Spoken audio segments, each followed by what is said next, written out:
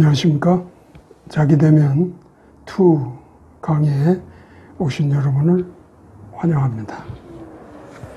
오늘은 13과입니다.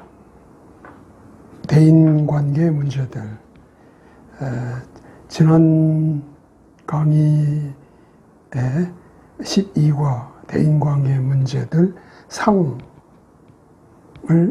공부했고, 오늘은 같은 주제의 대인관계의 문제들 하 2번째 과에 해당하겠습니다. 오늘 13과 대인관계 문제들 인용 구절은 바로 에베소서 4장 29절의 말씀입니다. 암송을 권하기도 합니다. 에베소서 4장 29절 말씀을 읽어보도록 하겠습니다. 무릇 더러운 말, 부패한 대화는 결코 너희 입 밖에도 내지 말고 오직 덕을 세우는데 소용되는 대로 선한 말을 하여 듣는 자들에게 은혜를 끼치게 하라. 여기에 개역 성경 용어와 킹제임스 용어를 비교해 보았습니다. 개역 성경에는 더러운 말이라는 말이, 킹제임스 성경에는 부패하는 대화, 이렇게 표현되어 있습니다. 이 대화가 부패시키는 겁니다. 대화할수록 서로 부패되는 것이죠. 이것을 개역 성경에는 더러운 말이라 이렇게 표현을 했습니다. 그러나 그런 더러운 말이든 부패한 대화든 이것들을 버리고 오히려 대화를 통해서 남을 세워주는, 은혜를 통해서 덕을 세워주는 그런 말을 하도록 권하고 있습니다. 또 다른 성경 구절 하나를 더 이 13과에서는 인용 구절로 그리고 암송하도록 권하고 있습니다. 그건 빌립보서 2장 3절과 4절 말씀입니다. 읽어보도록 하겠습니다. 아무 일에든지 다툼이나 허영으로 하지 말고 오직 겸손한 마음으로 각각 자기보다 남을 낮게 여기고 각각 자기 일을 돌볼 뿐더러 또한 각각 다른 사람들의 일을 돌보아 나의 기쁨을 충만하게 하라. 이 개역 성경의 표현과 킹제임스 표현이 크게 다르지는 않습니다. 그러나 다른 점이 있습니다. 먼저 개역 성경의 빌립보서 2장 3절, 4절 말씀은 핵심이 그거죠. 허영으로 하지 말고 나보다 남을 낮게 여기고 자기를 돌아보고 남도 돌아볼 줄 알아야 한다. 돌아보아야 한다. 이게 대인관계에서 내가 가져야 될 매우 중요한 성경적 관점이죠. 거기에 개역성경은 4절 말미에 이런 것들을 통해서 저자가 말합니다. 나의 기쁨을 충만하게 하라. 이렇게 표현하고 있습니다. 그러나 킹제임스 성경에는 이 4절의 맨 마지막에 있는, 그렇게 해서 나의 기쁨을 충만하게 하라는 것이 2절 끝에 붙어 있습니다. 그게 지금 성경상 두 성경이 크게 다른 포인트입니다. 그거는 어느 것이 맞냐 틀리냐의 문제가 아니라 성경이 때로는 어떤 표현이나 또는 그 구절이 가지고 있는 어떤 의미들이 약간의 좀 다름이 있다는 것을 다시 한번 우리가 인식 할 수가 있습니다. 그래서 킹제임스 빌립보서 2장 3절, 4절 말씀도 한번 읽어보도록 하겠습니다. 어떤 일도 다툼이나 헛된 영광으로 하지 말고 오직 겸손한 생각으로 각각 자기보다 남을 더 낮게 여기며 각 사람이 자기 일들만 돌아보지 말고 각 사람이 남의 일들도 돌아보라. 그래서 13과의 대인관계 문제들에서의 핵심 인용 구절은 에베소서 4장 29절과 빌립보서 2장 3절 4절의 말씀입니다. 이 구절들을 암송하도록 권하고 있습니다. 13과를 소개하기 전에 먼저 지난 12과와 더불어서 하나 좀 생각을 좀 얘기해 보려고 합니다. 이 대인관계의 문제들이란 내가 직면하고 있는 문제가 대인관계로부터 기인된 그런 문제일 수도 있습니다. 또 내가 지금 직면하고 있는 이 문제가 결과적으로 대인관계의 문제로 또 연결되거나 그것을 결과하는 수도 있습니다. 이런 것들을 다 포함하여 대인관계의 문제들을 지금 다루고 있다고 봅니다. 또 하나 우리가 생각할 것은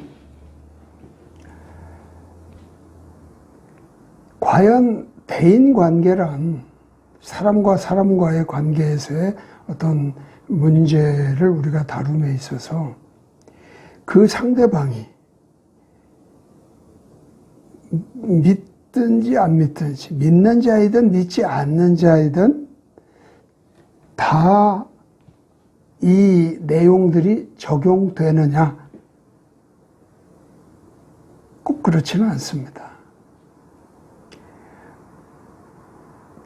기본적으로는 이 자기대면의 이 매뉴얼북은, 이 과정은 믿는 자라고 하는 어떤 그런 개인의 정체성이 기본입니다. 그거를 중심으로 다루고 있습니다. 그런 조건일 때 이 자기대면의 이 지금 공부는 효과가 극대화된다 또는 효과가 뭐 그 가르침대로 적용될 수 있다 이렇게 말할 수 있는데 때로 상대방이 믿지 않는 사람일 때 과연 이 내용이 원리나 또 거기에 비롯된 어떤 설명들이 과연 그 문제를 해결하는데 적합할 것인가 하는 것은 때로 적합하지 않을 수도 있습니다. 믿는 자라면 적합하다고 뭐 분명히 말할 수 있지만 만약 믿지 않는 자와의 관계에서 문제를 다룸에 있어서 이 내용들이 원리나 내용들이 잘 적용이 안 되거나 그 내용들이 적합하게 작동되지 않을 수도 있다는 것을 고려하고 이 공부를 좀 했으면 좋겠다 하는 생각입니다. 물론 오늘 13과에서 다루는 대인관계 문제들의 이 내용은 교회에서 적용할 수 있도록 초점을 맞추고 있습니다. 그래서 여기에서는 굳이 상대방이 믿는지 안 믿는지 이거를 고려하지 않아도 분명히 이거는 교회에서 사용되어야 될 그런 내용을 오늘 우리가 다루기 때문에 23과에서는 당연히 믿는 자와의 대인관계에서 문제를 우리가 다루는 데에 사용된다는 것을 미리 말씀드리게 됩니다. 13과를 소개하도록 하죠. 대인관계 문제를 다루는 두 번째 과입니다. 12과 지난 시간에는 네 가지 요소 혹은 단계 중에 하나님의 관점과 성경의 소망, 이 두 가지를 주로 다뤘습니다. 오늘 13과에서는 그 두 번째 시간으로 성경적 변화와 성경적 실천을 다루게 됩니다. 오늘 13과에서는 교회에서 가장 중요한 실천 사항이라고 볼 수 있는 세 가지를 공부하게 될 것입니다. 성경의 사랑의 의미가 뭐냐? 성경적 사랑의 의미에 대해서. 두 번째는 바로잡기 그리고 훈계에 대한 어찌 보면 패턴을 또는 어떤 방식을 소개하게 될 것입니다. 그리고 세 번째는 성경적 의사소통은 어떻게 하는 것인지 하는 것을 공부합니다. 이 세 가지는 교회가 교회 안에서 대인 간의 관계 안에서 가진 문제를 갖지 않도록 하는 데에 유익한 그런 교회에서 가르쳐야 할 내용이고 또 실천해야 될 내용이고 또 대인 간의 교회 안에서 대인 간의 문제를 가졌을 때 또한 이 세 가지의 실천 사항들은 그 문제를 성경적으로 다루는 데에도 매우 효과적으로 사용할 수 있는 것이라는 것을 강조해 드리는 겁니다. 13과에서의 목적은 이웃을 사랑하는 법을 배우려면 자기에 대해서 죽고, 이건 12과에서 매우 강조했던 그런 내용이기도 합니다. 자기에 대해서 죽고 주님을 위해 살려는 의지적인 자발적 헌신입니다. 이웃을 사랑하려면 자기에 대해서 죽고 주님을 위해서 살려고 하는 나의 의지적인 자발적 헌신이라고 말할 수 있습니다. 그것이 요구됩니다. 그래서 환경이나 느낌에 반대되는 것이라 할지라도 당신은 성경의 사랑을 실천할 수 있게 됩니다. 우리는 환경 탓, 남의 탓 이런 핑계로 자신의 지금의 어떤 상황을 변명하기 일쑤입니다. 그거는 뭔가 내가 하나님의 그 말씀을 순종하는데 내 스스로 어려움을 갖고 있다는 반증입니다. 그러지 않으려면 이웃을 사랑하는 그런 일도 자기에 대해서 죽고 주님을 위해 살려고 하는 의지적인 자발성이 있어야 됩니다. 이런 헌신이 있어야 환경이나 어떤 상황에 또 느낌에 관계없이 성경의 사랑을 할 수 있게 하려는 것이 이 과의 목적이 됩니다. 그렇다면 13과에서 어떤 원리를 우리에게 말하고 있는지 살펴보도록 하겠습니다. 오늘 13과는 네 가지 요소 중에 뒤에 있는 세 번째, 네 번째, 성경적 변화, 네 번째, 성경적 실천에 대한 원리를 우리에게 이야기합니다. 그래서 먼저 성경의 변화를 어떻게 원리로 우리에게 주고 있는가. 그래서 나의 변화를 위하여 어떤 원리를 제공하는지 읽어보도록 하겠습니다. 원리 55번입니다. 남이 당신에게 해주기를 원하는 것 같이 당신도 남에게 똑같이 하라. 남에게 걸림돌이 될 수 있었던 것은 무엇이든 전부 당신의 삶에서 철저히 제거해야 한다. 원리 55번에서 우리가 변화를 위해서 우리가 이해해야 될 부분을 말하고 있습니다. 남에게 해주기를 바라는 대로 먼저 남에게 해주라는 이야기죠. 그거를 우리는 행할 수 있어야 됩니다. 원리 56번입니다. 원리 56번을 읽어보도록 하겠습니다.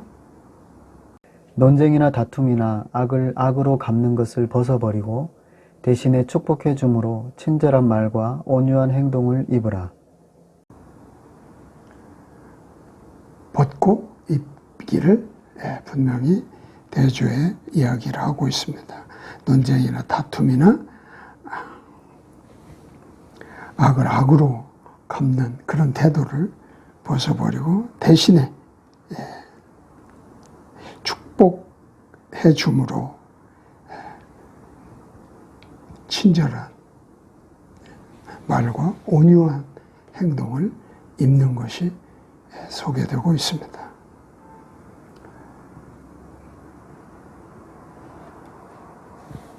다음은 네 번째 단계인 변화 이후의 실천.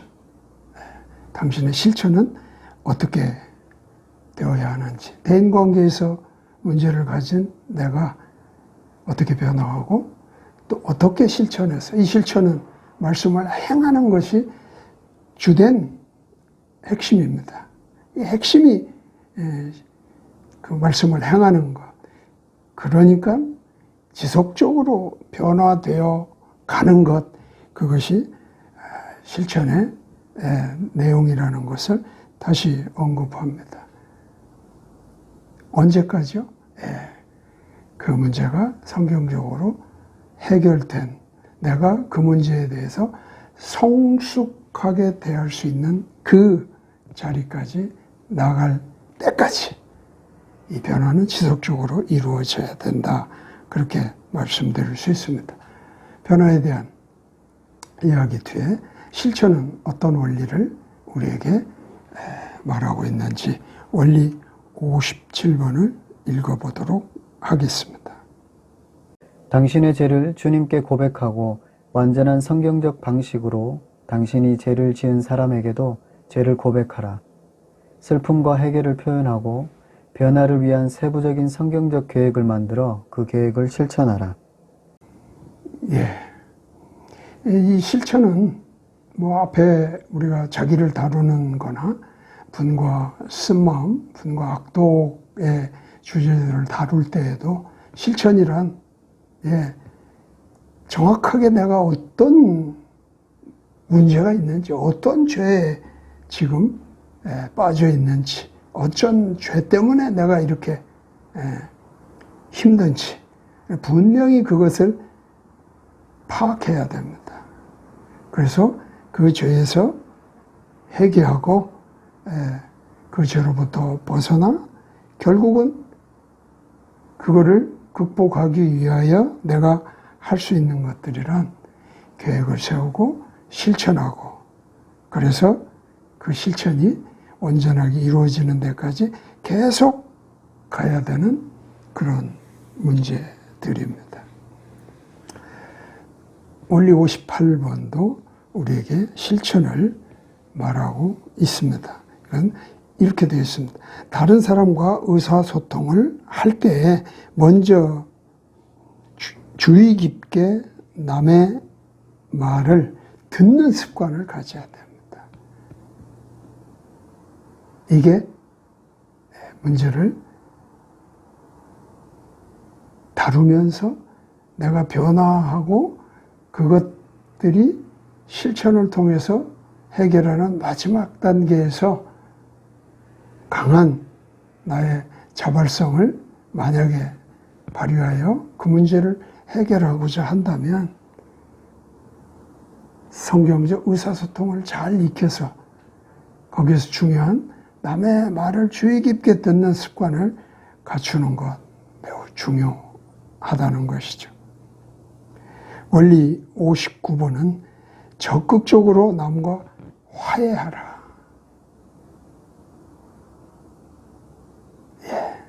물론 이 이야기는 우리가 12과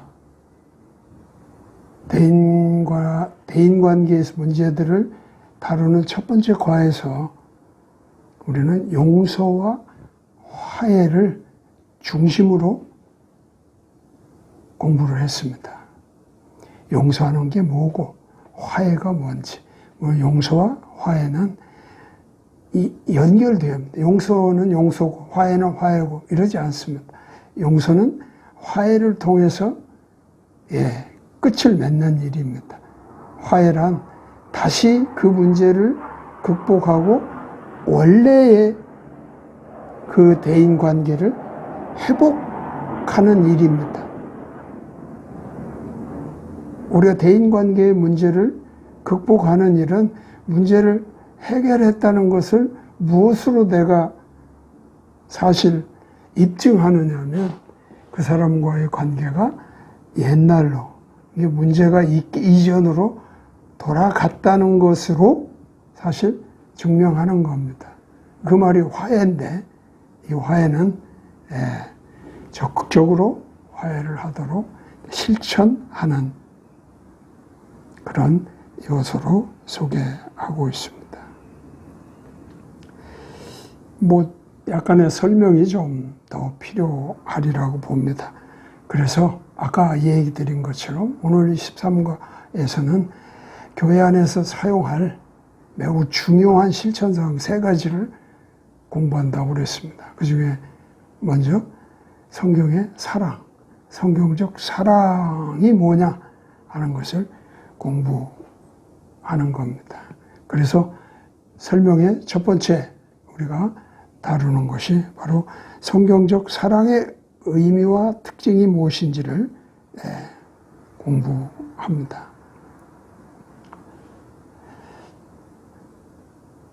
성경에 있는 용어, 사랑의 주된 의미는 다른 사람을 위해 희생적 행동을 하겠다는 의지적인 헌신입니다. 사랑에는 희생적이고 자발적인 그런 헌신이 있다는 것이 성경에 있는 사랑의 의미라 하는 것입니다. 사실 하나님을 사랑하는 것은 그분의 말씀을 순종함으로 나타나게 됩니다. 그것은 그 사랑을 확고히 하고 변하지 않게 붙잡는 의지적인 결단입니다. 그 사랑이 하나님의 사랑에 대해서 내가 확고하게 붙들고 나가는 그런 또한 의지적인 결단이기도 하다는 것입니다. 그래서 성경적 사랑의 의미와 특징을 소개하는 여기에서 네 가지를 말할 때 1번, 2번이 의미에 해당하고 3번, 4번은 특징에 해당한다고 볼 수 있습니다. 그래서 큰 1번에 보면 삶을 위한 하나님의 모든 지시, 명령이라고 할 수 있다. 지시는 성경적 방식으로 하나님을 사랑하는 것과 이웃을 사랑하는 것에 매여 있습니다. 예수님이 한 율법사가 율법의 가장 큰 것이 뭡니까? 물었을 때 가르쳤습니다. 그 가르침은 하나님을 사랑하고 이와 같이 이웃을 사랑하는 것이다. 여기에 모든 율법이 걸려있다. 그리고 선지자 또는 대언자들이 말하는 가르치는 모든 것이 여기에 걸려있다. 이렇게 가르치셨습니다. 그래서 삶을 위한 하나님의 모든 명령의 성경적 방식은 바로 하나님 사랑과 이웃 사랑에 걸려 있는 것입니다. 사랑이란 그렇게 중요하고 그런 의미를 가지고 있다는 것이죠. 두 번째 의미로 말하는 것은 사랑은 받는 것이 아니라 주는 것으로 하나님의 사랑이 당신의 사랑을 표현하는 기초에 됩니다. 기초뿐만 아니라 본보기도 됩니다. 사랑은 의미상으로 보면 주는 것입니다. 그리고 그 사랑은 하나님이 우리에게 행하신 그것이 기초와 본보기가 된다는 거죠. 성경적 사랑이란 어느 부분을 주는 것이 아니라 나의 모든 것을 주는 것을 말합니다. 그게 아가페 사랑입니다. 성경에서 사랑이라는 것을 아가페라고 표현하는 그 핵심의 내용은 일부를 주는 것이 아니라 전부를 주는 것을 말합니다. 사랑이란 아가페만 있는 게 아닙니다. 에로스도 있고요. 또 뭐라고 할까요? 혼적인 어떤 의미에서 사랑이라는 것을 표현하는 그런 사랑도 있습니다. 그런 것들은 결국은 어떤 부분적인 것들을 의미하는 그런 것이라고 말할 수 있지만 아가페는 분명하게 전부를 주는 것을 의미한다 하는 겁니다. 세 번째, 네 번째는 특징을 말한다고 했습니다. 세 번째에 얘기하는 것은 사랑에는 경건한 행위는 생각과 말과 행동을 말하는데 그 경건한 행위들로 나타나는 여러 가지 특징들이 있습니다. 곧 고린도전서 13장에 말하는 사랑장에서의 사랑의 이건 사실 특징입니다. 사랑이 어떻게 묘사되어 있는가를 보면 우리가 사랑의 특징을 이런 특징을 포함하고 있구나 알 수 있을 것입니다. 그 고린도전서 13장 4절로부터 8절 전반부까지를 이렇게 내용을 보면 우리가 잘 들었고 잘 알고 있는 거지만 다시 한번 고린도전서 13장 4절부터 읽어보도록 하겠습니다. 사랑은 오래 참고 사랑은 온유하며 투기하는 자가 되지 아니하며 사랑은 자랑하지 아니하며 교만하지 아니하며 무례히 행치 아니하며 자기의 유익을 굳지 아니하며 성내지 아니하며 악한 것을 생각지 아니하며 불의를 기뻐하지 아니하며 진리와 함께 기뻐하고 모든 것을 참으며 모든 것을 믿으며 모든 것을 바라며 모든 것을 견디느니라. 사랑은 언제까지든지 떨어지지 아니하나. 예, 8절 전반부는 사랑은 언제까지 떨어지지 아니한다까지입니다. 그래서 이 전체를 사랑의 특징으로 소개하고 있는 거 보면 한 16가지? 의미상으로 보면 부정적인 표현을 써서 의미를 나타내는 게 한 8가지. 긍정적인 표현을 통해서 그 특징을 나타내는 게 한 8가지. 뭐 이렇게 해서 사랑의 특징을 16가지 표현하고 있습니다. 갈라디아서 5장에서 이야기하는 사랑의 열매에서는 그 사랑을 한 8가지로 좀 표현을 하고 있지만 어쨌든 고린도전서 13장에서의 표현대로 하면 특징을 16가지 정도 확대하여 이야기하고 있습니다. 이렇게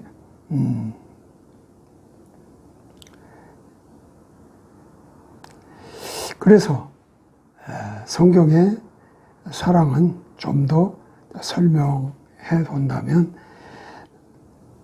성경의 사랑은 마냥 다른 사람을 기쁘게만 한다거나 또는 매사를 환경 탓으로 돌리면서 그 어떤 사람을 자꾸 내세우는 그런 것이 아니라는 겁니다.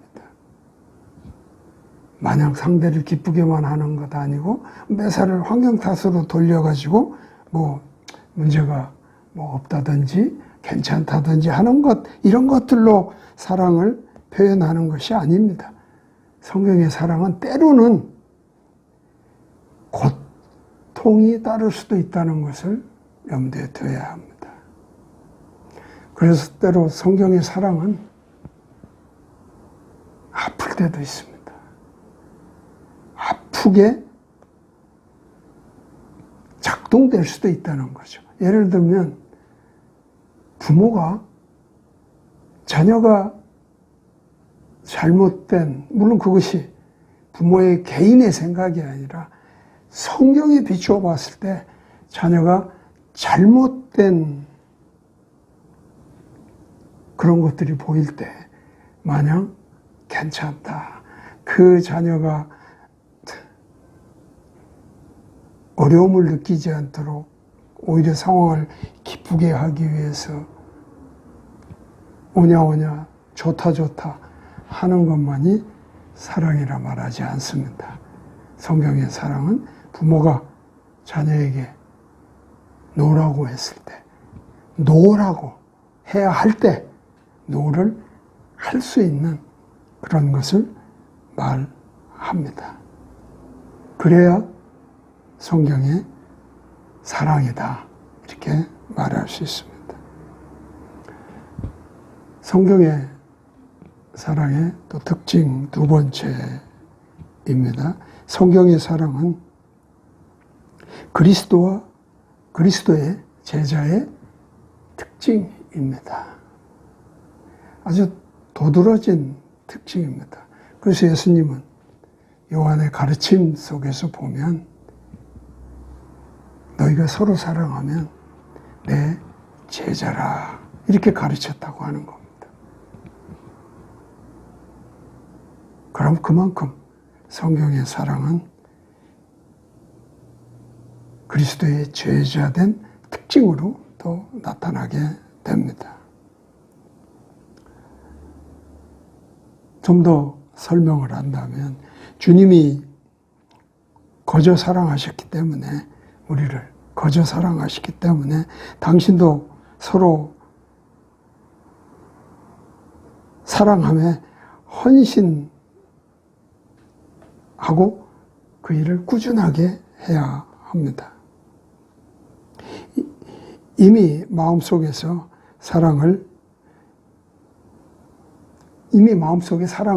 부어 주셨기 때문에 남을 사랑하려고 할 때 주님께 그 사랑을 달라고 구할 필요가 없습니다. 또 당신은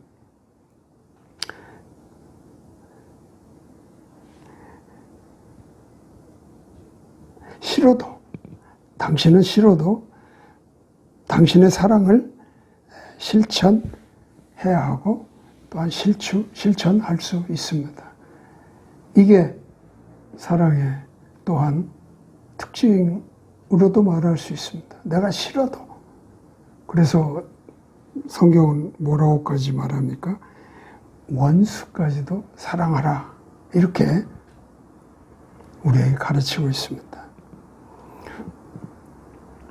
또 당신이 오해를 사거나 보복을 당할지 모르는 상황 가운데서도 성경적 원칙을 지켜야 한다면 당신은 반드시 성경의 사랑을 실천해야 합니다. 그러니까 오해를 사고 또는 보복을 당할지 모르는 그런 가운데서도 성경적 원칙을 지킨다면 당신은 그런 가운데서도 사랑을 실천해야 한다 하는 겁니다. 또 하나님의 사랑이 믿는 자의 삶의 지배적인 특징이고 완전하게 하나로 묶는 것이기 때문에 그리스도를 닮는 자의 특징은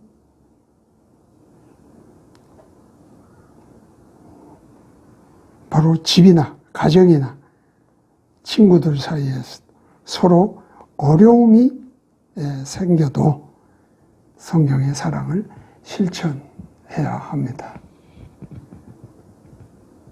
그러니까 성경의 사랑은 환경이나 어떤 상대에 관계없이 어디에서나 그 사랑을 실천해야 됨을 우리가 알 수 있습니다.